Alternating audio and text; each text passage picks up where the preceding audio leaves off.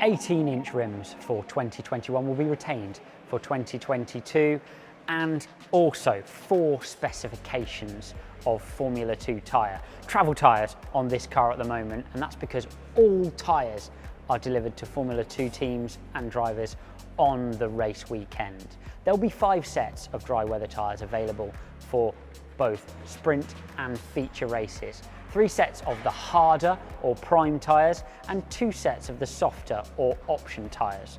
Those are chosen weekend by weekend by tyre supplier Pirelli, who have one of 4 options to choose from: the hard, the medium, the soft, or the super soft, to give Formula 2 teams the best possible chance to get the tyres in the window over a race weekend.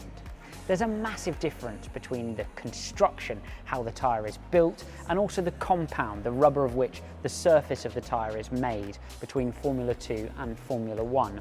That's because the downforce levels of Formula 2 cars are nowhere near where they're at in F1, and the power levels are not quite so high either. The other big difference, of course, is no tyre warming apparatus is allowed at all in Formula 2.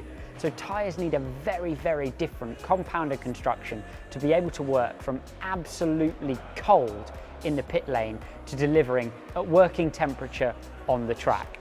Getting the tyres nailed within only a brief period in practice and qualifying is a massive variable to success for Formula 2 teams, and something the rookies really struggle with when starting their first campaign. The delivery on a Pirelli tyre is very specific due to their tendency to not like temperature on the surface, and due to their tendency to have a softer sidewall to deliver grip to the road.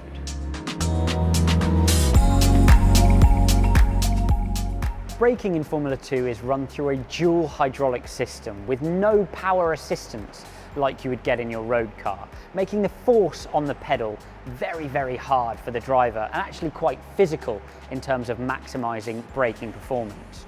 Drivers are exceptionally good at feeling pressure rather than angle, which is why brakes are so aggressive and hard in these cars.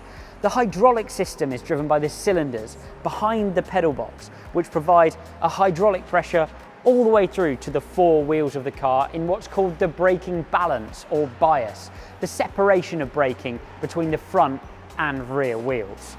They then run via lines through to the brake caliper. Formula 2 brake calipers are 6-piston brake calipers, which mean they have 3 pistons per side pushing the brake pads into the brake discs to slow the car, essentially turning the speed of the car into heat energy, which is then dissipated through the venting in the discs.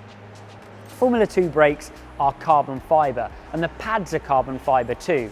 They're much lighter, as the braking system is all what we'd call unsprung mass on the outside of the car, outside of the spring rate delivery. They run at a much higher temperature and also run much more efficiently to steel brakes, which drivers, for example, would have in Formula 3 or lower feeder series.